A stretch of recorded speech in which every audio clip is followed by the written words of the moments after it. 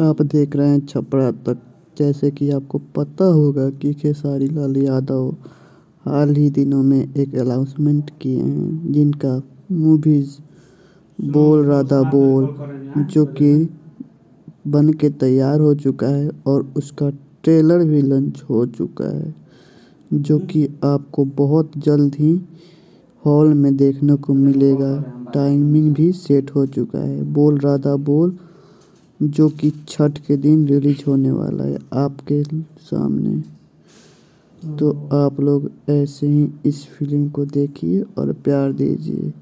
और साथ ही साथ पवन सिंह का मूवीज़ भी आने वाला है छठ के टाइम या उसके 1-2 दिन बाद, जिसका नाम हमारा स्वाभिमान है। देखते हैं कौन फिल्म बम्पर धमाका करती है और कितना ज़्यादा कमाती है। तो आप लोग हमारे चैनल को सब्सक्राइब कीजिए और वीडियो को लाइक कीजिए।